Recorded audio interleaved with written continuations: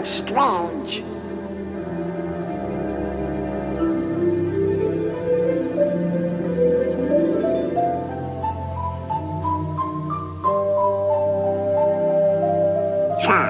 That's an odd-looking creature.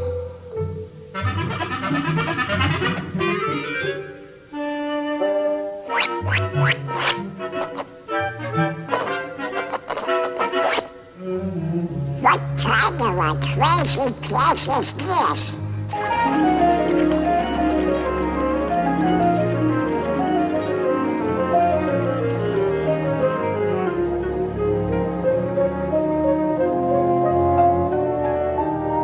What are you? Squirrels? Pi is equal to 3.141592653589747, etc., etc., etc. Huh? Hello? Hello? Hello, Donald. That's me. Where am I? Mathmagic Land. Mathmagic Land? Never heard of it. It's the land of great adventure. Well, who are you? I'm a spirit, the true spirit of adventure. That's for me. What's next? A journey through the wonderland of mathematics. Mathematics? That's for eggheads. Eggheads? Now hold on, Donald. You like music, don't you? Yeah? Well, without eggheads, there would be no music. Come on. Let's go to ancient Greece, to the time of Pythagoras, the master egghead of them all. Pythagoras? The father of mathematics and music. Mathematics and music? Ah, you'll find mathematics in the darndest places. Watch. First, we'll need a string. Stretch it good and tight, plunk it. Now divide in half. Plunk again. You see? It's the same tone, one octave higher. Now divide the next section. And the next. Pythagoras discovered the octave had a ratio of 2 to 1. With simple fractions, he got this.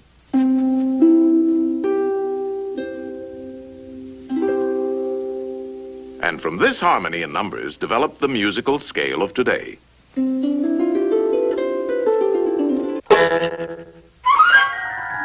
By golly, you do find mathematics in the darndest places. You can imagine how excited Pythagoras was when he shared his findings with his pals, a fraternity of eggheads, known as the Pythagoreans. They used to meet in secret to discuss their mathematical discoveries. Only members were allowed to attend. They had a secret emblem, the pentagram. Let's see what the topic is for today.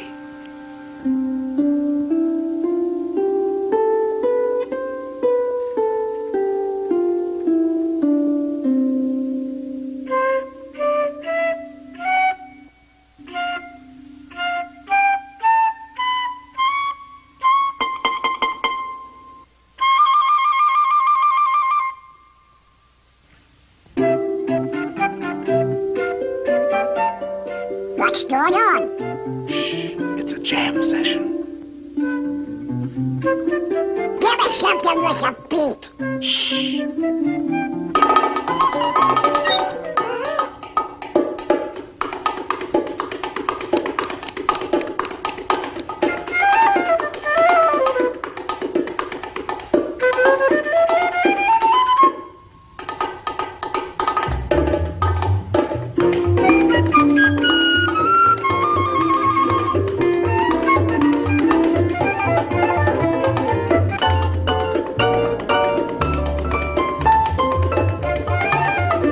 So from these eggheads, the Pythagoreans, with their mathematical formula, came the basis of our music of today.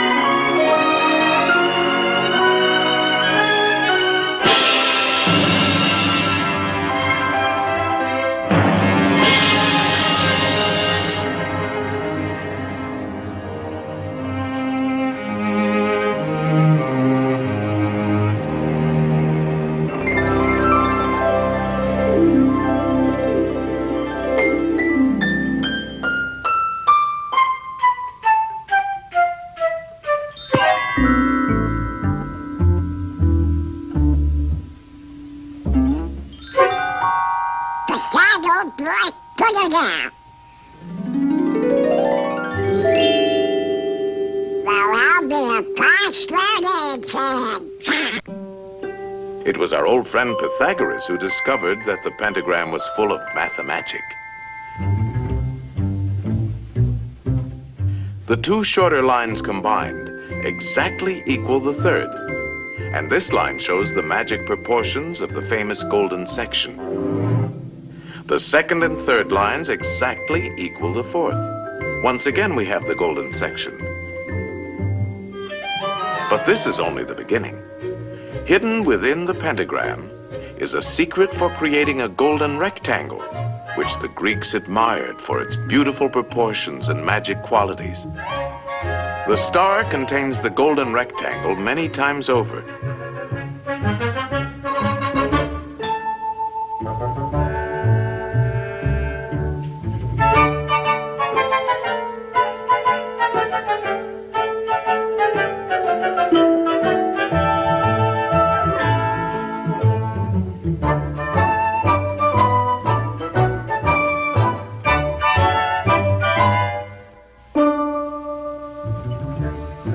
It's a most remarkable shape. It can mathematically reproduce itself indefinitely.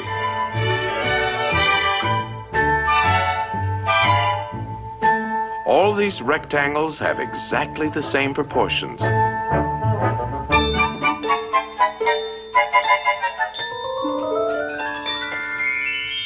This figure also contains a magic spiral that repeats the proportions of the golden section into infinity. To the Greeks, the golden rectangle represented a mathematical law of beauty. We find it in their classical architecture. The Parthenon, perhaps one of the most famous of early Greek buildings, contains many golden rectangles.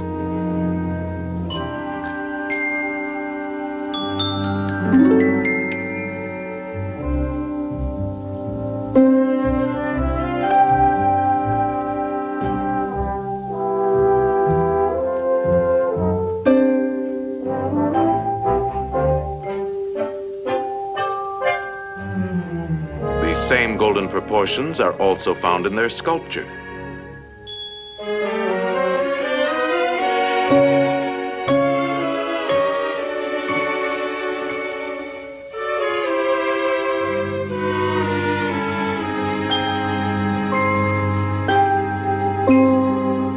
In the centuries that followed, the golden rectangle dominated the idea of beauty in architecture throughout the Western world.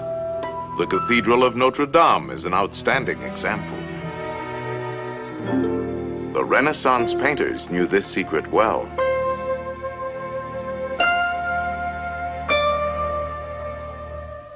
Today, the golden rectangle is very much a part of our modern world.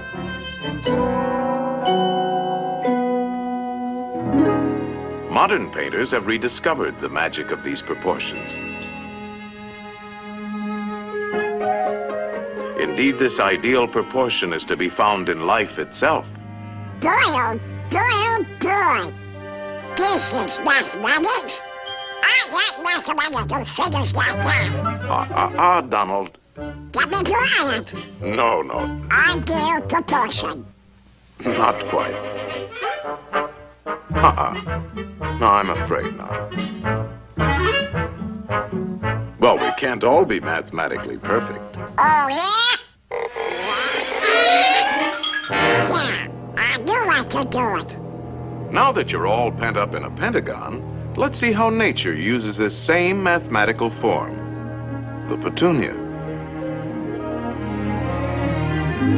the star jasmine,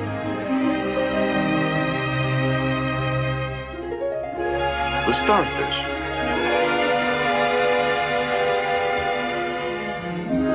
the wax flower,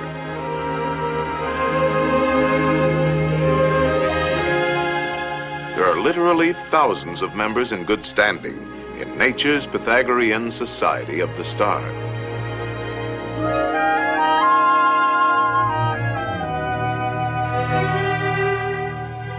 All nature's works have a mathematical logic, and her patterns are limitless.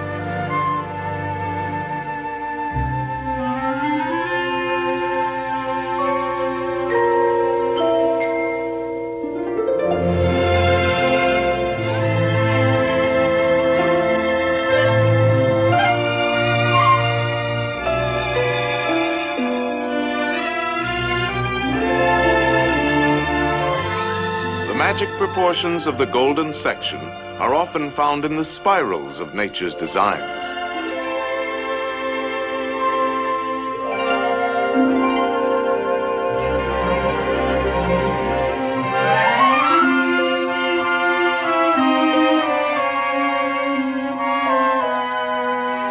The profusion of mathematical forms brings to mind the words of Pythagoras. Everything is arranged according to number and mathematical shape. Yes, there is mathematics in music, in art, in just about everything. And as the Greeks had guessed, the rules are always the same.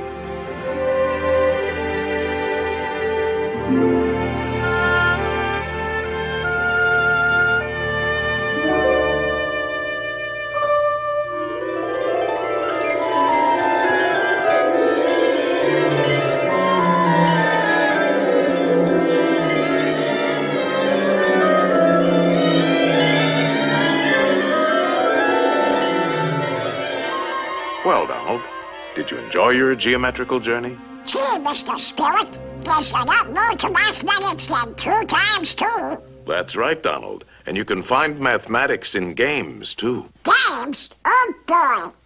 Let's begin with a game that's played on squares. Checkers? No, chess. Chess? A mathematical contest between two minds. It's a game that has been enjoyed for centuries by kings and commoners.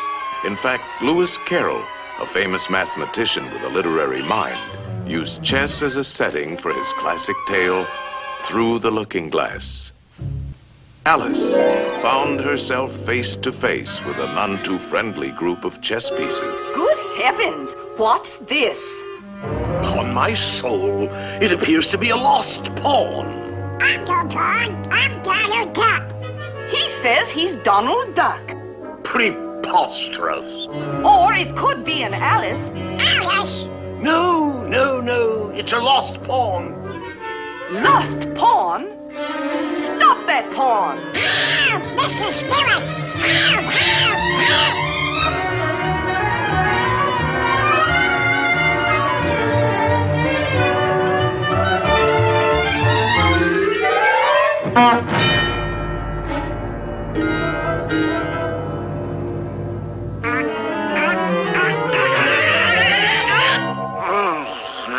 Phew, that was close. Now you can look at this game from a safer perspective.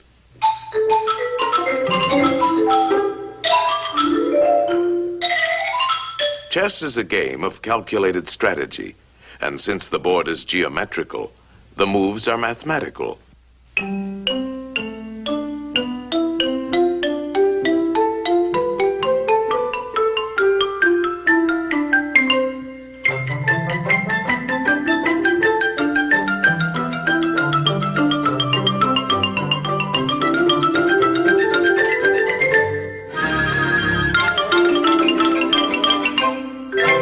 Checkmate, and the game is over. That's very interesting. What's next? Practically all games are played on geometrical areas. The baseball field is a diamond. Oh, boy.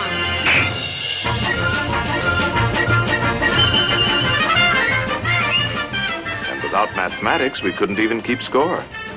Football is played on a rectangle divided by yard lines. Basketball is a game of circles, spheres, and rectangles.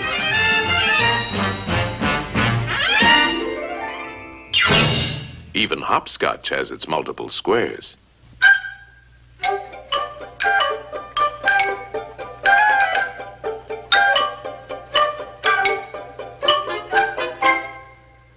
What's next?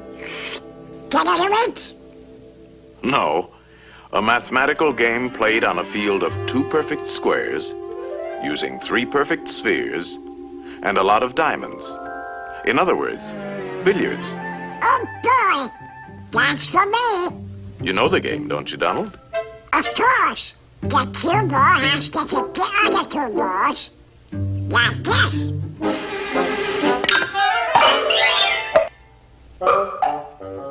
Now let's see how an expert at 3-cushion billiards uses his head.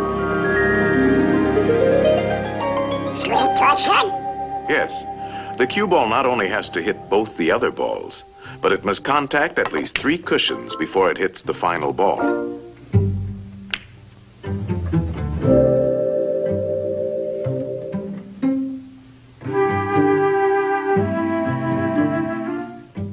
One, two, three.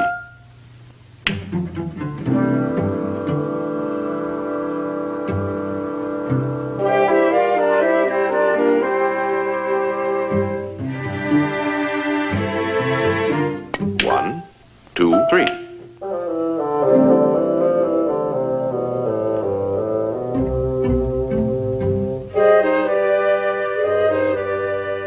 It takes an expert to make several shots in succession. 1, 2, 3, 4, 5, 6. Wow! That was a lucky shot. Luck? No, it's skill. For this game, you have to know all the angles.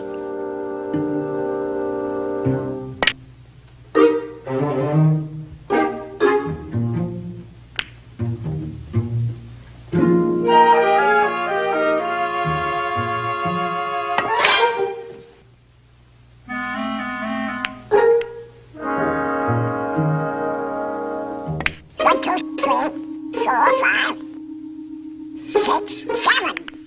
That's amazing! How does he do it? First, there's technique. He's striking the cue ball low, so it'll spin backwards. Hitting the ball on the right side will make it hug the rail. These trick shots take a lot of practice. He missed it! 1, 2, 3. What's the mathematic do about that? Oh, this game takes precise calculation. He figures out each shot in his head. He could play it like this, but it calls for quite a bit of luck. There is a better choice. For this, he uses the diamond markings on the rail as a mathematical guide. First, he figures the natural angle for hitting the object balls. And then he finds that his cue ball must bounce off the number 3 diamond. Next, he gets ready for the shot, and he needs a number for his cue position. This calls for a different set of numbers. Very confusing, isn't it? Not when you get the hang of it. You see, the cue position is 4. Now a simple subtraction. 3 from 4 is 1. So if he shoots for the first diamond, he should make it. It's called playing the diamond system.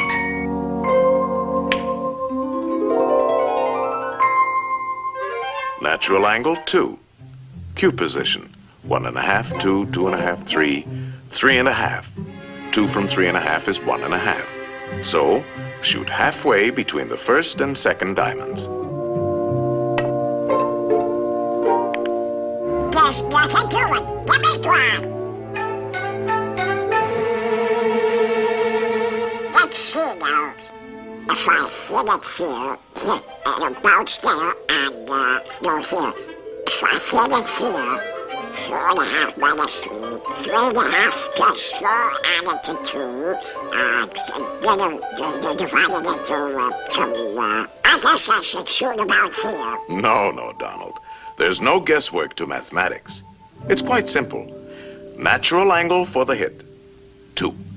Cue position, 3.5. How much is 3.5 minus 2? 1.5.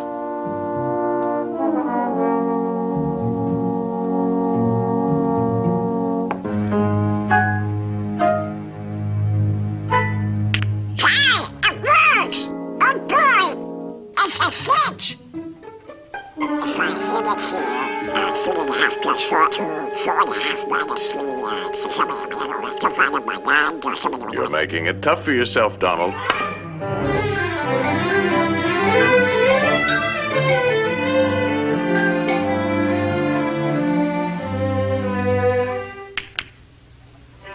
How do you like that for mathematics, Mr. Spirit?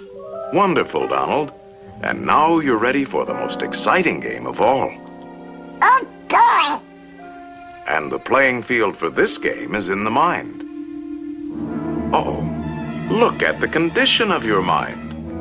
Antiquated ideas, bungling, false concepts, superstitions, confusion. To think straight, we'll have to clean house.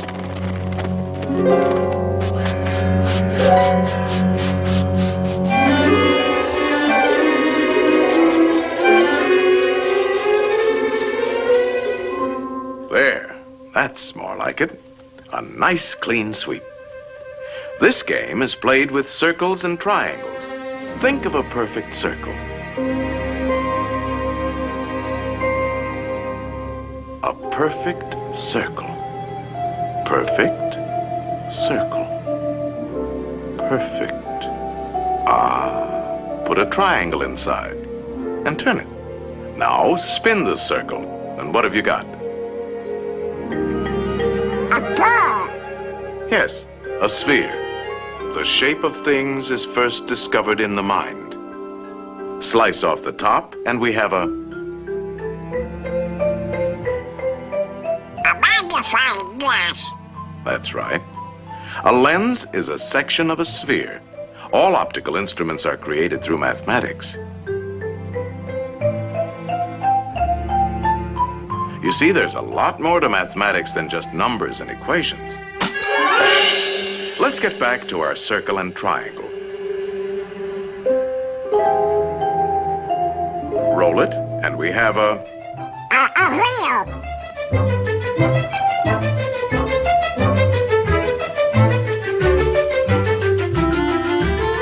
The circle has been the basis for many of man's important inventions.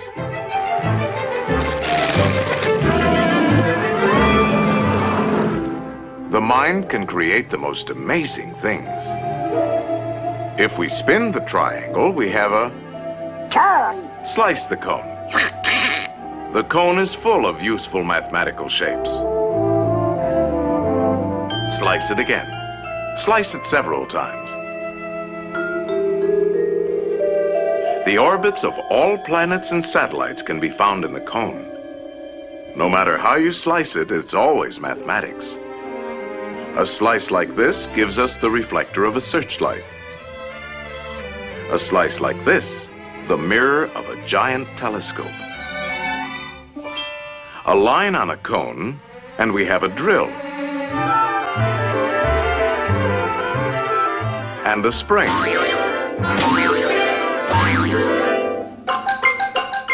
Now you're ticking.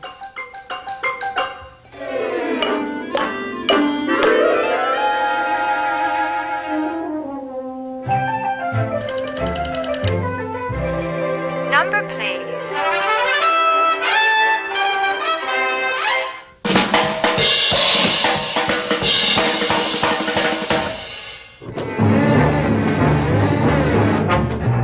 The mind is the birthplace for all of man's scientific achievements.